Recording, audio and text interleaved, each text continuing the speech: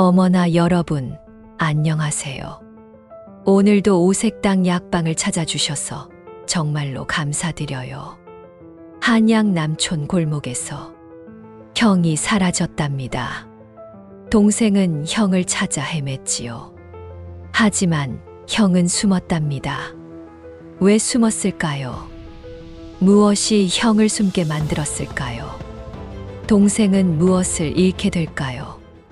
오늘 오색당 약방에서 들려드릴 이야기는요, 참으로 가슴 아픈 이야기랍니다. 조선시대 한양 골목에서 일어난 일이지요. 달빛만이 비추던 그 밤, 한 남자가 집을 떠났답니다.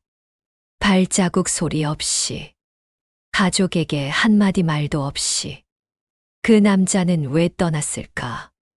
사람의 마음이란 참 묘한 겁니다. 때로는 사랑하기 때문에 떠나는 법이지요. 자, 그럼 오늘의 오색당 이야기 시작해 볼까요? 그 전에 구독과 좋아요를 눌러주시면 할머니가 재미난 이야기를 만드는데 아주 큰 힘이 된답니다. 그리고 지금 어디서 제 이야기를 듣고 계신지 댓글도 남겨주세요. 저도 여러분이 궁금하거든요. 호호. 그럼 진짜 오늘의 오색당 이야기 시작합니다. 조선 후기 정조 임금 15년, 한양 남촌 골목 깊숙한 곳에 작은 약재상 하나가 있었답니다. 간판에는 인화당이라고 적혀 있었지요. 그 집에는 늙으신 어머니와 두 아들이 살고 있었답니다. 큰 아들 이름은 이강, 작은 아들 이름은 이준. 이강은 26살에 약재상을 운영했답니다. 아버지가 물려준 가게였지요. 이준은 20살의 형을 도와 약재를 손질하고 장부를 정리했답니다. 두 형제는 참으로 우애가 좋았답니다.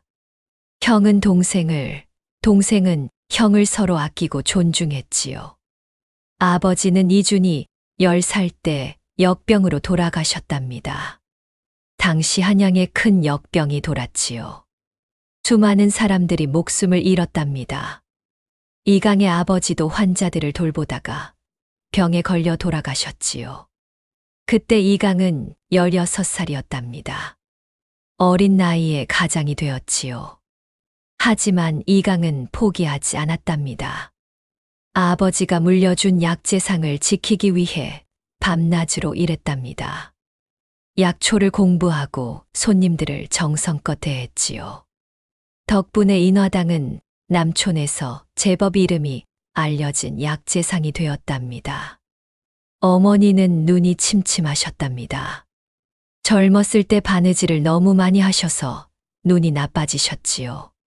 이제는 바늘귀에 실을 꿰는 것도 힘드셨답니다. 하지만 어머니는 늘 밝으셨답니다. 내게는 훌륭한 두 아들이 있으니 난 세상에서 제일 행복한 사람이야. 어머니는 늘 그렇게 말씀하셨지요. 이강과 이준은 그런 어머니를 정성껏 모셨답니다. 아침이면 죽을 쏘어 어머니께 드렸고 저녁이면 어머니 방에 들어가 하루 일과를 말씀드렸지요. 이강은 약재상 일만 하는 게 아니었답니다. 틈틈이 산에 올라가 약초를 캤지요. 직접 캔 약초가 질이 더 좋았거든요. 그리고 약초를 캐면서 자연을 관찰했답니다. 어떤 풀이 어떤 병에 좋은지, 어떤 나무 껍질이 어떤 증상을 완화하는지 하나하나 공부했지요. 이주는 형만큼 약초에 능하진 않았지만 장부 정리에는 탁월했답니다. 숫자에 밝았거든요. 덕분에 인화당은 장부가 항상 깔끔했고 외상값 받는 것도 정확했지요. 어느 가을날이었답니다. 한양에 이상한 소문이 돌기 시작했지요. 북촌 어느 부잣집에서 나병 환자가 나왔다는 거였답니다. 나병. 그 말만 들어도 사람들은 고개를 저었답니다. 나병은 당시 가장 무서운 병 중 하나였거든요. 한 번 걸리면 낫기 힘들고 전염이 된다고 믿어졌지요. 나병에 걸린 사람은 집에서 쫓겨났답니다. 마을 사람들도 그를 피했지요. 심지어 가족들조차 등을 돌리는 경우가 많았답니다. 소문은 빠르게 퍼졌답니다. 북촌 김진사대 큰아들이 나병에 걸렸다더라. 얼굴에 반점이 생겼다던데 손가락도 점점 굽어진다더라. 사람들은 수근거렸답니다. 얼마 지나지 않아 그 집 큰아들은 집에서 쫓겨났다는 소문이 돌았지요. 이강은 그 소문을 들으며 가슴이 아팠답니다. 병에 걸렸다고 가족한테까지 버림받다니. 이강은 약재상 주인으로서 병든 사람을 돕고 싶었지만 나병만큼은 어찌할 도리가 없었답니다. 며칠 후 이강의 몸에 이상한 증상이 나타났답니다. 왼쪽 팔뚝에 작은 반점이 생긴 거였지요. 처음에는 벌레에 물린 줄 알았답니다. 하지만 며칠이 지나도 반점은 사라지지 않았지요. 오히려 조금씩 커지는 것 같았답니다. 이강은 불안해졌답니다. 설마 나병이 아니겠지. 하지만 마음 한구석에서는 두려움이 커져갔답니다. 약초를 다루는 사람으로서 이강은 나병의 초기 증상을 알고 있었거든요. 이강은 그 사실을 가족에게 말하지 않았답니다. 혹시 그냥 피부병일지도 모른다는 희망을 가졌지요. 하지만 일주일이 지나자 반점은 더 커졌답니다. 그리고 팔뚝 곳곳에 새로운 반점들이 생겨나기 시작했지요. 이강은 더 이상 숨길 수가 없었답니다. 의원을 찾아가야 했지요. 이강은 몰래 동대문 밖 의원을 찾아갔답니다. 집 근처 의원은 갈 수가 없었답니다. 소문이 날까봐 두려웠거든요. 의원은 늙은 선비였답니다. 평생을 의술을 연구한 분이었지요. 이강은 소매를 걷어 팔을 보였답니다. 의원은 이강의 팔을 보더니 한숨을 쉬었답니다. 젊은이, 이건. 의원의 목소리가 떨렸답니다. 나병 초기 증상이요. 이강은 눈앞이 캄캄해졌답니다. 두 다리에 힘이 풀렸지요. 의원님, 정말 나병입니까? 그렇소. 이 반점의 모양과 색깔을 보면 분명하오. 아직 초기니 빨리 격리되어야 하오. 가족들에게 옮길 수 있소. 이강은 의원을 나와 한참을 걸었답니다. 어디로 가는지도 모르고 그냥 걸었지요. 머릿속이 하얘졌답니다. 나병. 내가 나병에 걸렸다고? 이강은 청계천 다리 위에 멈춰 섰답니다. 물을 내려다봤지요. 차라리 저 물에 뛰어들까. 그런 생각도 스쳤답니다. 하지만 어머니와 동생 생각이 떠올랐지요. 내가 죽으면 어머니와 이준이는 어떻게 되나. 이강은 고개를 저었답니다. 죽을 수는 없었답니다. 하지만 집으로 돌아갈 수도 없었지요. 어머니와 동생에게 병을 옮길까봐 두려웠거든요. 이강은 결심했답니다. 집을 떠나야겠다. 어머니와 이준이를 지켜야 한다. 그날 밤 이강은 집으로 돌아가지 않았답니다. 대신 한양 서쪽 만초천 근처로 향했지요. 그곳에는 나병 환자들이 모여 산다는 소문을 들었거든요. 만초천 근처는 한양에서도 가장 외진 곳이었답니다. 사람들이 잘 가지 않는 곳이었지요. 산과 물이 있어 숨어 살기에는 좋은 곳이었답니다. 이강이 그곳에 도착했을 때는 이미 밤이 깊었답니다. 달빛만이 희미하게 길을 비추고 있었지요. 이강은 조심스럽게 산길을 올라갔답니다. 그리고 작은 움막들을 발견했지요. 대여섯 개 정도 되는 것 같았답니다. 사람들은 그곳을 병막촌이라고 불렀답니다. 이강은 한 움막 앞에 멈춰 섰답니다. 안에서 기침 소리가 들렸거든요. 이강이 조심스럽게 말을 걸었답니다. 실례합니다. 저도 이곳에서 살아도 되겠습니까? 움막 안에서 목소리가 들려왔답니다. 누구시오? 저는 나병에 걸린 사람입니다. 갈 곳이 없어서. 잠시 후 움막 문이 열렸답니다. 나이 든 남자가 나왔지요. 얼굴 반쪽이 반점으로 덮여 있었답니다. 들어오시오. 이곳은 우리 같은 사람들이 사는 곳이요. 이강은 그날부터 병막촌에서 살기 시작했답니다. 빈 움막 하나를 찾아 거처로 삼았지요. 움막은 작고 허름했답니다. 비가 오면 물이 샜고 바람이 불면 문이 덜컥거렸지요. 하지만 이강은 감사했답니다. 적어도 비바람을 피할 수 있는 곳이 있었으니까요. 병막촌에는 7명의 나병 환자가 살고 있었답니다. 나이 든 사람도 있고 젊은 사람도 있었지요. 모두 가족에게 버림받은 사람들이었답니다. 처음에는 서로 말을 잘 하지 않았답니다. 각자 자기 움막에서 조용히 지냈지요. 하지만 시간이 지나면서 조금씩 이야기를 나누기 시작했답니다. 이강은 매일 산에 올라가 약초를 캤답니다. 자신의 병을 고칠 수 있을까 희망을 버리지 않았거든요. 약초 책에서 나병에 좋다는 풀들을 찾아 하나하나 시도해봤지요. 하지만 병은 나아지지 않았답니다. 오히려 조금씩 번져가고 있었지요. 이강의 얼굴에도 반점이 생기기 시작했답니다. 처음에는 작은 점 하나였답니다.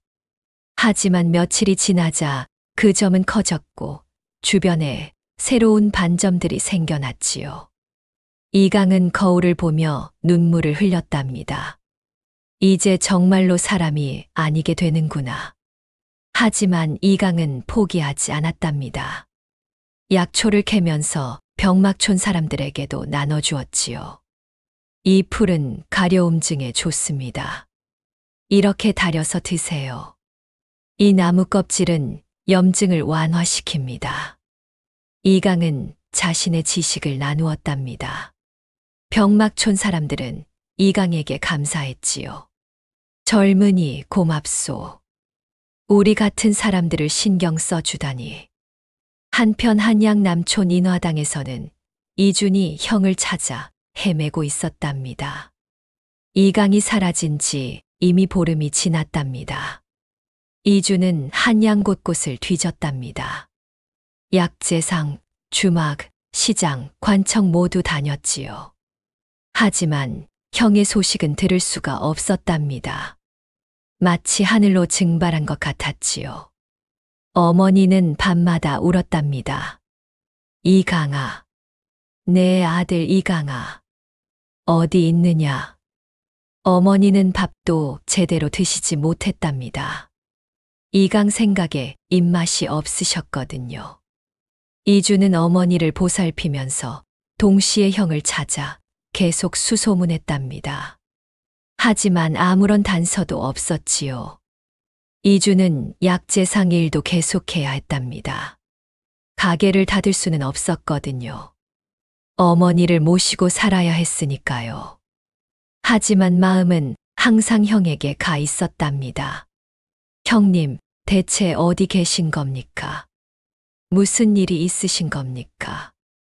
어느 날 이주는 약재를 구하러 시장에 갔답니다. 그곳에서 한 행상을 만났지요. 행상은 한양 곳곳을 다니며 물건을 파는 사람이었답니다. 이준이 행상에게 물었답니다. 혹시 이 근처에서 이상한 일 보신 적 없으십니까?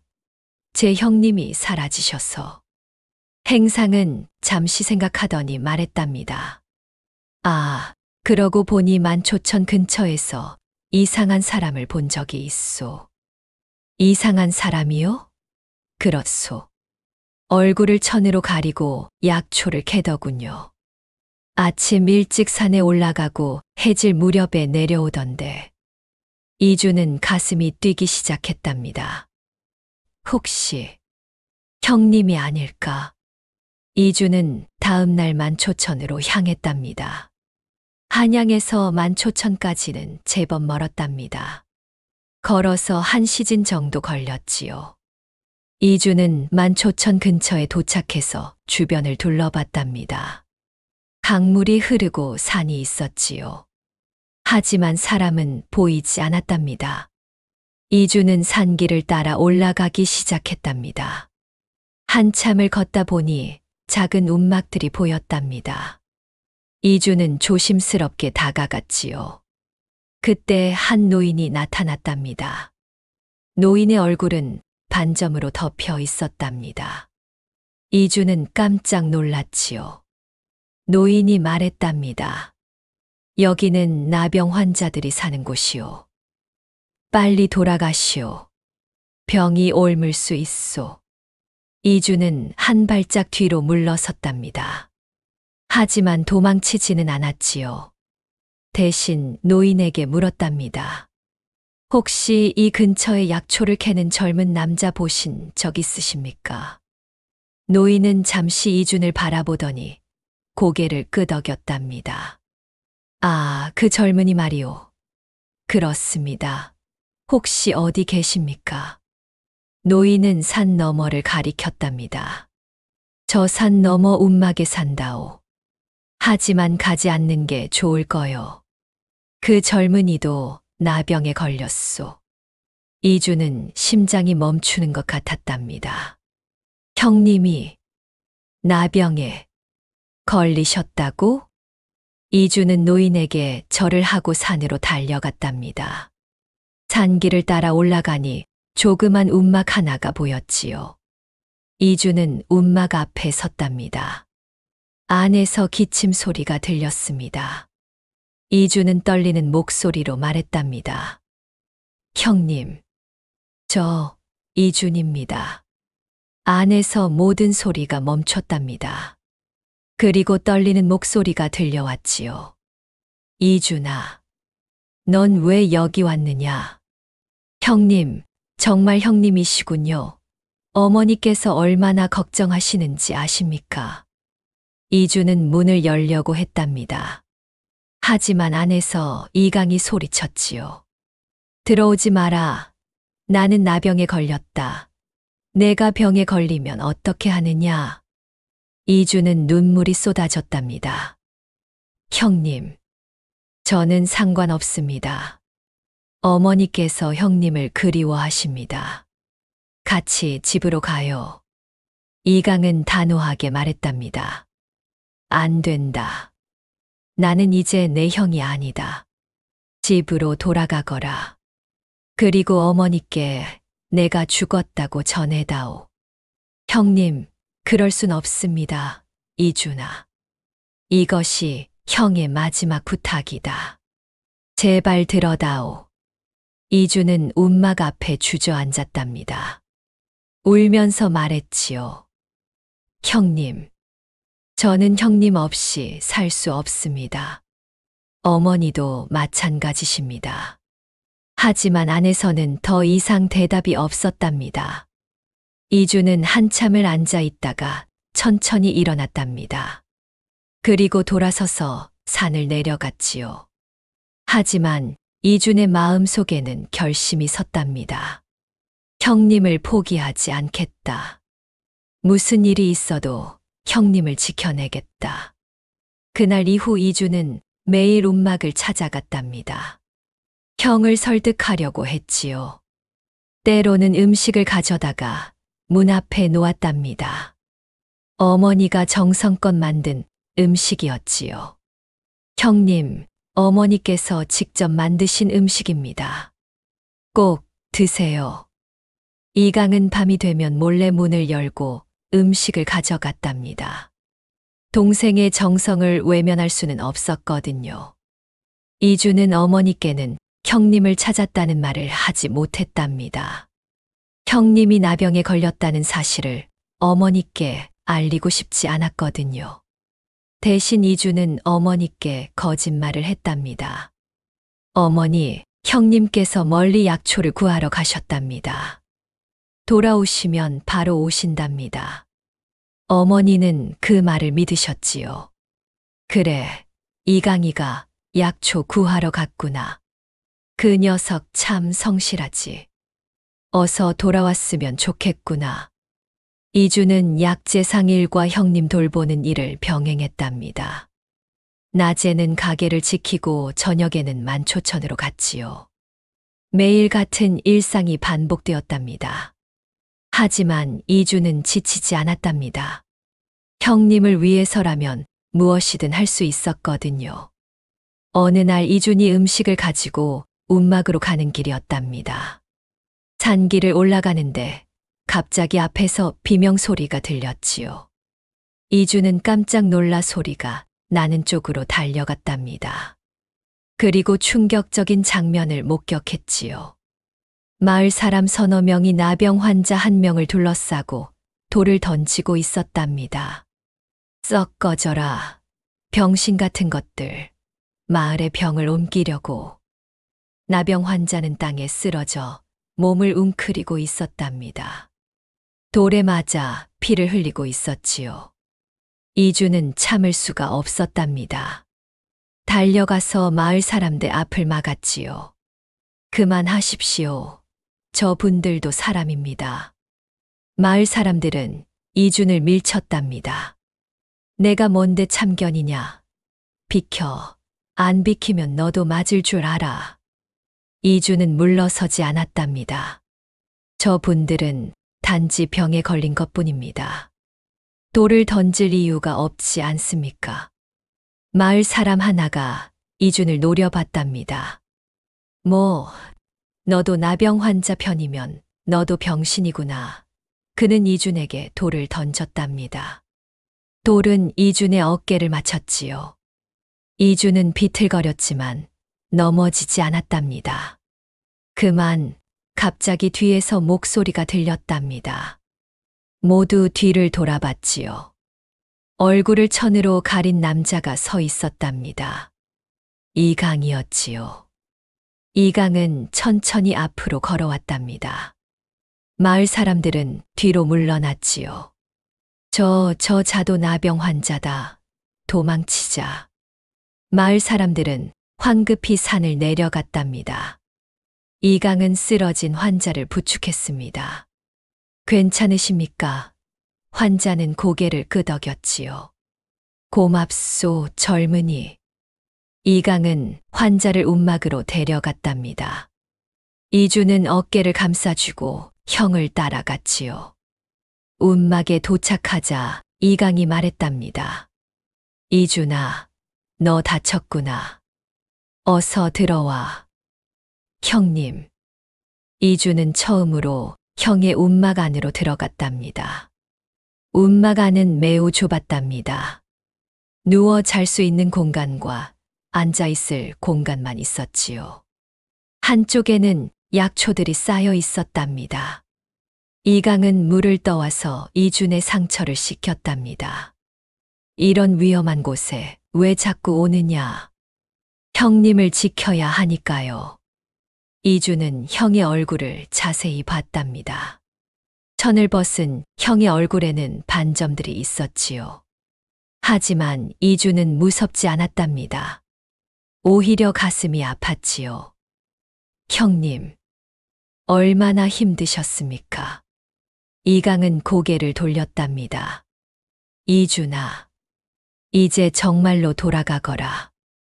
나는 죽은 사람이나 다름없다. 형님, 절대 그렇지 않습니다. 형님은 여전히 제 형님이십니다. 이강은 동생의 손을 꽉 잡았답니다. 이준아, 고맙다.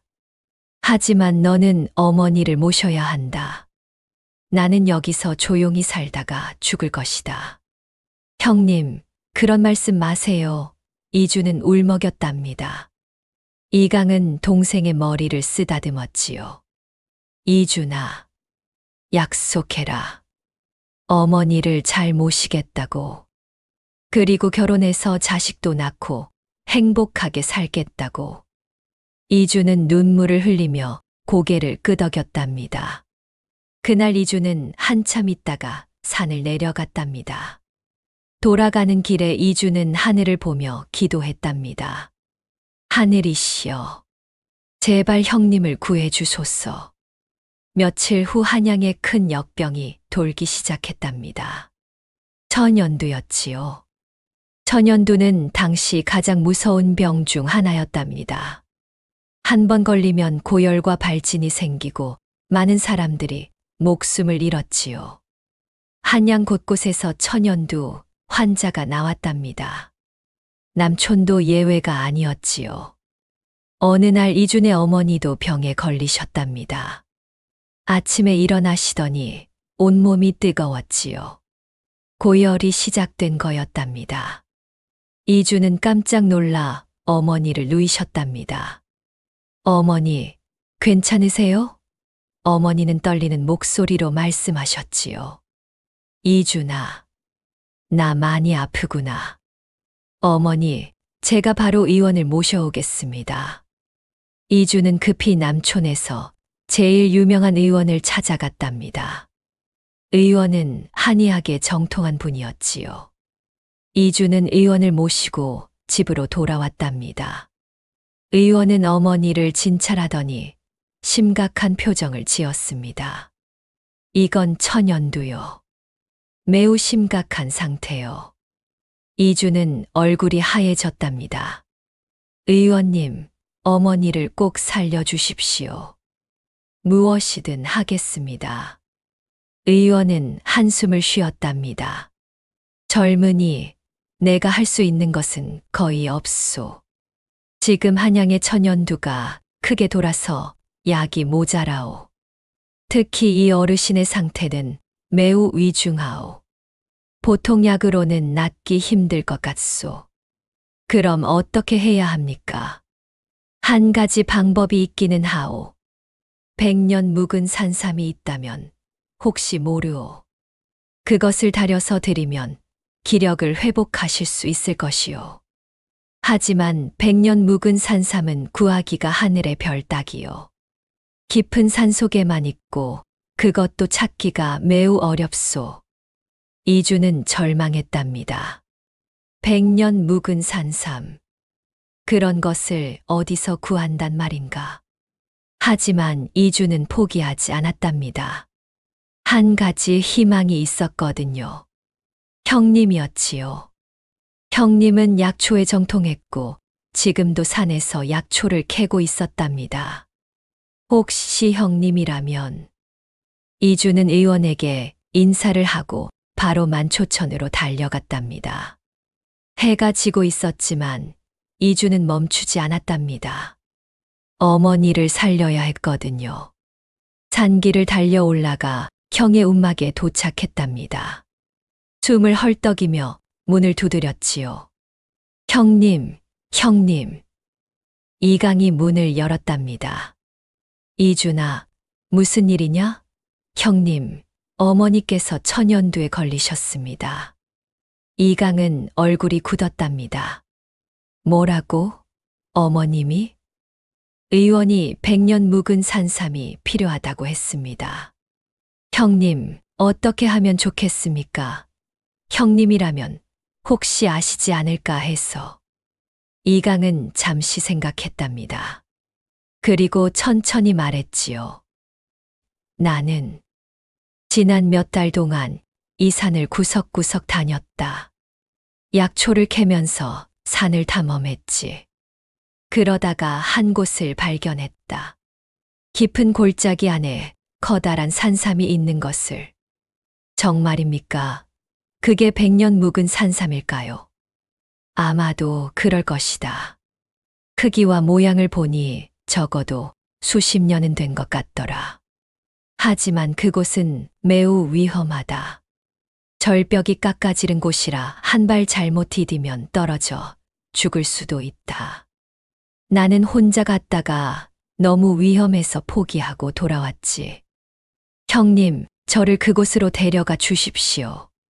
제가 가겠습니다. 이강은 고개를 저었답니다. 안 된다. 내가 떨어지면 어머니는 어떻게 하시느냐. 나는 이미 죽은 몸이나 다름없다. 내가 가겠다. 형님, 아니 됩니다. 형님도 소중한 사람이십니다. 이준아. 이강은 동생의 어깨를 잡았답니다. 이것이 형이 할 수 있는 마지막 효도다. 어머니를 위해 내가 가야 한다. 나는 어차피 오래 살지 못할 몸이다. 마지막으로 어머니께 효도하고 싶구나. 이주는 눈물을 흘렸답니다. 형님, 이준아. 만약 내가 돌아오지 못하면 어머니께 전해다오. 이강이가 마지막까지 어머니를 생각했다고. 그리고 다음 생에는 꼭 건강한 몸으로 태어나 어머니 곁에 있겠다고. 이강은 동생을 안았답니다. 그리고 천천히 떨어졌지요. 이제 가거라. 어머니 곁에 있어 드려라. 나는 산삼을 캐서 내일 아침 일찍 집으로 가져가마. 형님, 꼭 살아서 돌아오셔야 합니다. 알았다. 걱정 마라. 이주는 눈물을 닦으며 산을 내려갔답니다. 이강은 움막 안으로 들어가 준비를 했답니다. 밧줄과 호미 그리고 작은 등불을 챙겼지요. 그리고 깊은 숨을 쉬었답니다. 어머니, 기다리십시오. 아들이 꼭 산삼을 구해 오겠습니다. 밤이 깊었지만 이강은 출발했답니다. 달빛이 희미하게 산을 비추고 있었지요. 이강은 산길을 따라 깊숙이 들어갔답니다. 평소에 사람들이 가지 않는 길이었지요. 가시덤불을 헤치고 바위를 넘으며 계속 걸었답니다. 한 시즌쯤 걸었을까요? 이강은 깊은 골짜기 앞에 도착했답니다. 골짜기는 매우 깊었고 양쪽이 절벽으로 둘러싸여 있었지요. 아래를 보니 아찔했답니다. 한 발 잘못 디디면 떨어져 죽을 것 같았지요. 이강은 밧줄을 꺼내 근처 나무에 단단히 묶었답니다. 그리고 밧줄을 잡고 천천히 절벽을 타고 내려가기 시작했지요. 밧줄이 미끄러웠답니다. 손에 힘을 주고 조심스럽게 내려갔지요. 얼마나 내려갔을까요? 이강은 절벽 중간쯤에 도착했답니다. 그리고 옆을 보니 바위 틈에 뭔가가 보였답니다. 이강은 등불을 비춰봤지요. 거기에는 커다란 산삼이 자라고 있었답니다. 뿌리가 굵고 잎이 무성했지요. 이것이다. 100년 묵은 산삼. 이강은 조심스럽게 한 손으로 밧줄을 잡고 다른 손으로 호미를 꺼냈답니다. 그리고 산삼 주변의 흙을 파기 시작했지요. 산삼을 다치지 않게 조심스럽게 캐야 했답니다. 조금씩 흙을 파냈지요. 시간이 꽤 걸렸답니다. 이강의 손은 떨렸고 온몸에 땀이 흘렀지요. 하지만 포기하지 않았답니다. 어머니를 위해 꼭 성공해야 한다. 마침내 산삼을 완전히 캐냈답니다. 이강은 산삼을 품에 소중히 안았답니다. 이것으로 어머니를 살릴 수 있다. 이강은 기쁨에 눈물이 났답니다. 하지만 문제가 있었답니다. 이제 다시 밧줄을 타고 올라가야 했지요. 내려올 때는 중력의 도움을 받았지만 올라갈 때는 온전히 팔 힘으로 올라가야 했답니다. 이강은 산삼을 등에 묶고 밧줄을 잡았습니다. 그리고 천천히 위로 올라가기 시작했지요. 팔이 아팠답니다. 온몸이 무거웠지요. 나병으로 약해진 몸은 금방 지쳤답니다. 하지만 이강은 포기하지 않았답니다. 조금만 더. 이강은 이를 악물고 계속 올라갔답니다. 거의 다 올라왔을 때였답니다. 갑자기 밧줄이 흔들렸답니다. 이강은 균형을 잃었지요. 안 돼. 이강은 필사적으로 밧줄을 잡으려 했지만 손이 미끄러졌답니다. 그리고 떨어지기 시작했지요. 어머니, 이준아, 미안하다. 이강은 눈을 감았답니다. 하지만 그 순간 몸이 뭔가에 걸렸답니다. 바위에 튀어나온 나뭇가지였지요. 이강은 그 나뭇가지를 붙잡았답니다. 나뭇가지는 가늘었지만 다행히 부러지지 않았지요. 이강은 천천히 나뭇가지를 따라 바위로 올라갔답니다.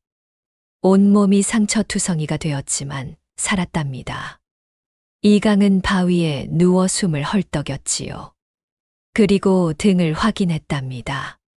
산삼은 여전히 안전하게 묶여 있었답니다. 다행이다. 산삼은 무사하구나. 이강은 잠시 쉬었다가 다시 일어났답니다. 그리고 밧줄 없이 바위를 타고 올라가기 시작했지요. 손과 발에 힘을 주고 조금씩 올라갔답니다.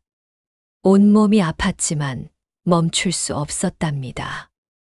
마침내 이강은 절벽 위로 올라왔답니다. 땅에 쓰러져 숨을 몰아쉬었지요. 온몸이 피투성이었답니다. 손은 갈라지고 발은 부어 있었지요. 하지만 이강은 웃었답니다. 해냈다. 산삼을 구했다. 이강은 천천히 일어났답니다. 그리고 산을 내려가기 시작했지요. 움막으로 돌아가야 했답니다. 하지만 몸이 말을 듣지 않았답니다. 몇 걸음 걷지 못하고 다시 쓰러졌지요. 이강은 누워서 하늘을 봤답니다. 별이 빛나고 있었지요. 이대로 죽는 건가? 하지만 이강은 고개를 저었답니다. 안 돼. 산삼을 전해야 한다. 어머니를 살려야 한다. 이강은 다시 일어났답니다. 걷기가 힘들어 기어갔습니다. 손과 발로 땅을 짚으며 조금씩 앞으로 나아갔지요. 피가 흘렀지만 멈추지 않았답니다. 얼마나 시간이 지났을까요? 이강은 마침내 움막에 도착했답니다. 문 앞에 쓰러졌지요. 산삼을 등에서 풀어 문 앞에 조심스럽게 놓았답니다. 그리고 떨리는 목소리로 말했습니다. 이준아, 어머니께 이것을 드려라. 이강은 눈을 감았답니다. 온몸에서 힘이 빠져나갔지요. 어머니, 효도 못한 불효자를 용서하십시오. 다음 생에는 꼭 건강한 몸으로 어머니 곁에 있겠습니다. 이강의 숨이 점점 약해졌답니다. 달빛이 이강을 비추고 있었지요. 그리고 그 옆에는 100년 묵은 산삼이 놓여 있었답니다. 어머니를 위한 마지막 선물이었지요. 다음 날 아침 해가 떠올랐답니다. 이주는 밤새 어머니를 돌보다가 새벽에 잠깐 눈을 붙였답니다. 그리고 아침에 일어나 형님이 걱정되어 만초천으로 향했지요. 산길을 올라가 움막에 도착했을 때 이주는 충격적인 광경을 목격했답니다. 형이 문 앞에 쓰러져 있었던 거예요. 그리고 그 옆에는 커다란 산삼이 놓여 있었지요. 형님, 이주는 달려가 형을 안았답니다. 하지만 형은 이미 차가워져 있었답니다. 숨이 끊어진 거였지요. 이주는 하늘을 보며 울부짖었답니다. 형님, 안 돼요. 눈을 떠 보세요. 하지만 이강은 대답하지 않았답니다. 다만 얼굴에는 평온한 미소가 있었지요. 마지막 임무를 완수한 사람의 얼굴이었답니다. 이주는 한참을 울었답니다. 그리고 형의 몸을 움막 안으로 옮겼지요. 정성껏 눕혔답니다. 그리고 산삼을 들고 산을 내려갔답니다. 어머니를 살려야 했거든요. 그것이 형님의 마지막 소원이었으니까요. 이주는 집에 도착해 바로 의원을 불렀답니다. 의원은 산삼을 보더니 눈이 커졌지요. 이건 정말 100년 묵은 산삼이요. 어디서 구했소? 제 형님께서 구해 오셨습니다. 이주는 울먹이며 말했답니다. 의원은 바로 산삼을 다리기 시작했답니다. 정성껏 끓여서 어머니께 드렸지요. 어머니는 정신이 없으셨지만 이준이 한 숟가락씩 떠서 드렸답니다. 어머니, 드세요. 형님께서 구해 오신 겁니다. 신기하게도 어머니의 병이 조금씩 나아지기 시작했답니다. 고열이 떨어지고 숨쉬기가 편해졌지요. 의원도 놀랐답니다. 역시 100년 묵은 산삼의 효과는 대단하오. 계속 이렇게 드시면 완전히 회복하실 것이요.